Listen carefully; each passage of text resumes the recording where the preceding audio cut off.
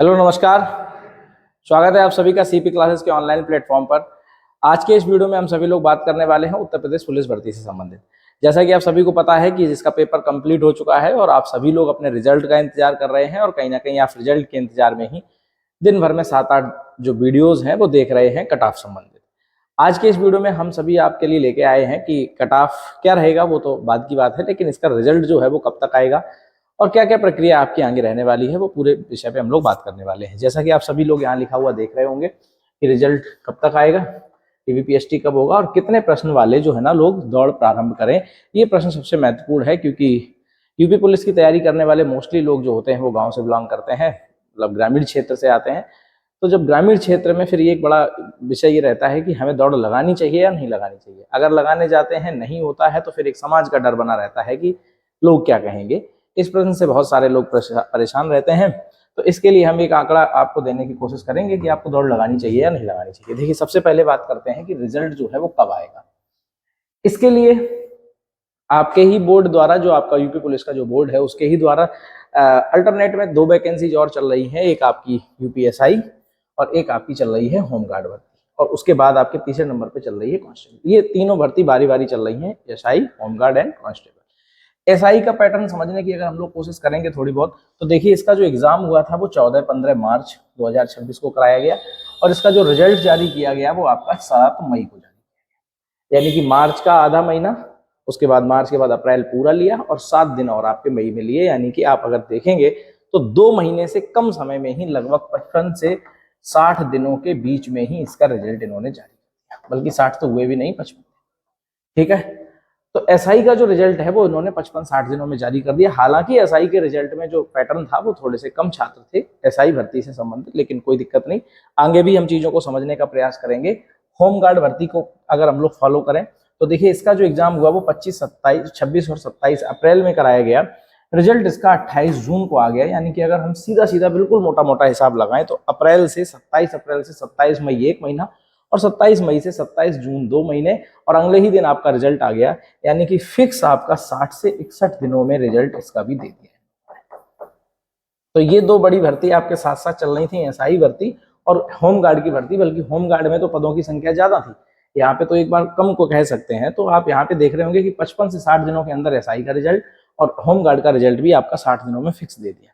अब हम लोग अगर इन्हीं चीजों को, हाँ, इनका डीवीपीएसटी भी देख लीजिएगा।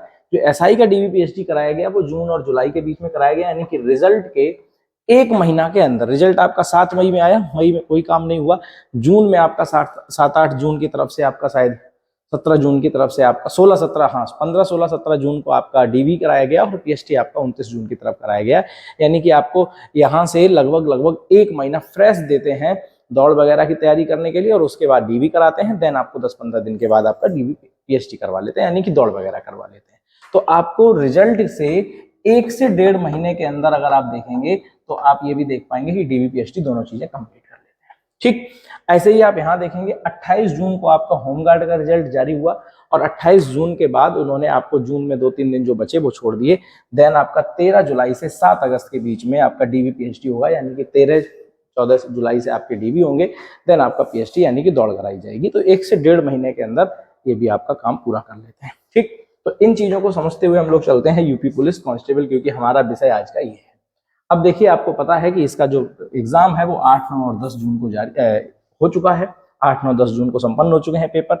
रिजल्ट का हम लोग इंतजार कर रहे हैं और आज के इस वीडियो का सबसे बड़ा प्रश्न यही है कि रिजल्ट कब आएगा। तो देखिए, आप बिल्कुल इस बात के लिए तैयार रहिए कि सीधे सीधे आप 60 से 65 दिन लिख लीजिए, इससे ज्यादा आपको टाइम नहीं लगेगा।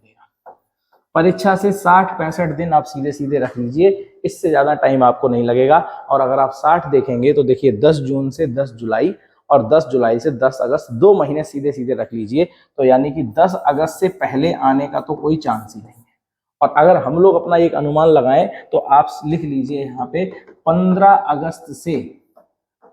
अगस्त के बाद आपका रिजल्ट कभी भी आ सकता है। उत्तर प्रदेश पुलिस भर्ती का जो रिजल्ट है वो 15 अगस्त यानी कि आपका जो स्वतंत्रता दिवस है उससे या उसके बाद कभी भी आपका रिजल्ट जारी किया जा सकता है। 10 अगस्त को आपके 2 महीने कंप्लीट हो जाएंगे। हमने पिछली 2 भर्तियों से कंपेयर करके आपको दिखाया।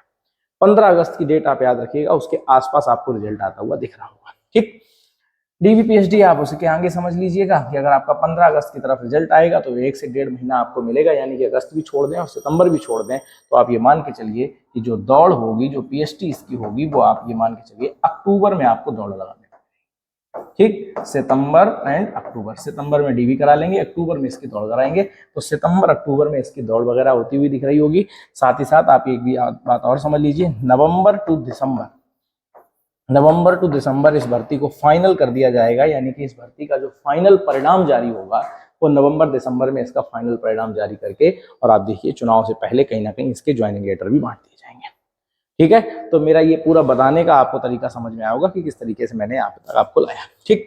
आगे बढ़ते हैं। इसी वीडियो में एक क्वेश्चन और हमारे सामने था कि कट ऑफ क्या रहने वाली है, हम कितने लोग जो हैं, कौन से लोग जो हैं जो दौड़ लगाना प्रारंभ करें। तो इस प्रश्न के लिए भी मैंने यहाँ पे फॉर पीएचडी, यानी कि आपका जो डीवी पीएचडी के लिए जिन लोगों का कॉल आएगा, जिन लोगों को रनिंग करने का मौका मिलेगा, उनके लिए मैंने एक मोटा मोटा आंकड़ा लगाने की कोशिश करी है। एक बॉयज के लिए अलग लिखा है, गर्ल्स के लिए अलग लिखा है। क्या लिखा हुआ है इसमें समझिए। जो लड़के हैं जिनको दौड़ लगाना शुरू कर देना चाहिए, मेरे हिसाब से करियर पॉइंट क्लासेस के इस यूट्यूब चैनल से हम बड़ा जिम्मेदारी से ये कहना चाहते हैं कि मेरे हिसाब से, मेरे अनुमान के हिसाब से किन लोगों को दौड़ लगाना प्रारंभ कर देना चाहिए। तो लड़कों की मेल कैटेगरी में 72% मार्क्स जिसके हैं, अगर आपके 70% मार्क्स भी हैं तो भी आपको दौड़ लगाने के बारे में सोचना चाहिए। अब 150 का पेपर था आपका, और 150 के पेपर में अगर 70% नंबर आपको लाना है तो 15 सत्ते 105, यानी कि 105 प्रश्नों से अगर आपके अधिक हैं, 105 प्रश्न, हालांकि मैंने यहाँ तो 108 ही लिखा है, 72% मार्क्स लिखा है, तो 108 प्रश्न अगर आपके किसी भी कैटेगरी में आ रहे हैं, ओबीसी जनरल अपना देख लीजिएगा, तो आपको 100% दौड़ की कहीं ना कहीं तैयारी कर देनी चाहिए, क्योंकि आपको पता है कि पोस्ट का 2.6 गुना अगर बुलाया गया तो मुझे लगता है कि ये वाले लोग बुला लिए जाएंगे, ठीक है। तो लड़कों के लिए 72% मार्क्स अगर आपके सही हैं, 72% क्वेश्चन अगर आपके सही हैं, यानी कि 108 प्रश्न अगर आपके सही हैं, तो आपको दौड़ के बारे में सोचना चाहिए। और आपकी दौड़ अगर लगाते भी रहेंगे, हम कह रहे नहीं भी कॉल आएगा तो भी आपकी दौड़ कुछ खराब थोड़ी ना चली जाएगी, उससे तो आप फिजिकली फिट रहेंगे, ठीक है। तो 108 प्रश्न। सेम टू सेम यहाँ पे लड़कियों की बात कर लें, लड़कियों के लिए मैंने यहाँ पे लिखा है 66% नंबर। अगर आपके 66% क्वेश्चन सही हैं और अगर आप 150 का 66% निकालने जाएंगे तो लगभग 100 प्रश्न, तो 100 प्रश्न अगर आपके सही हैं, 102 हैं, 105 हैं, 106 हैं, 110 हैं, 120 हैं, तो आपको दौड़ लगाना प्रारंभ कर देना चाहिए। क्योंकि कई सारे बच्चे ऐसे होते हैं जो अच्छा स्कोर तो कर देते हैं, लेकिन दौड़ लगाते टाइम पे उनका मामला गड़बड़ हो जाता है। तो अगर ऐसी सिचुएशन बनी तो फिर मामला बहुत दुखदायी होगा।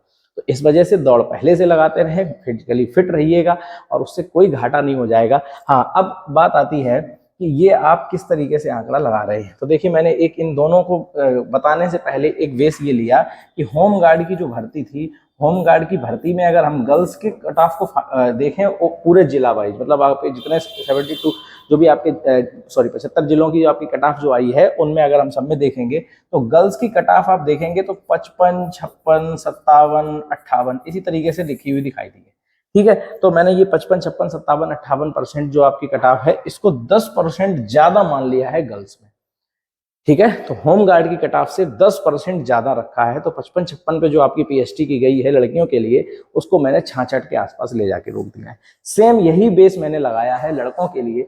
आप लड़कों की कट ऑफ को अगर देखेंगे, होम गार्ड की कट ऑफ को, तो आपको लगभग आपको दिखेगा 60, 61, 62, 63 इस तरीके से, और 60, 61, 62, 63 को ही हमने 10% उठा के 75, 72% पे लगा दिया जाके। तो अगर आपके 72% यानी कि 108 प्रश्न लड़कों के सही हैं, 100 प्रश्न लड़कियों के सही हैं, तो आपको दौड़ लगाना चाहिए। और इस चीज से आप बिल्कुल भी परेशान ना होइए कि समाज क्या कहेगा। भाई, समाज तो कुछ ना कुछ कहेगा।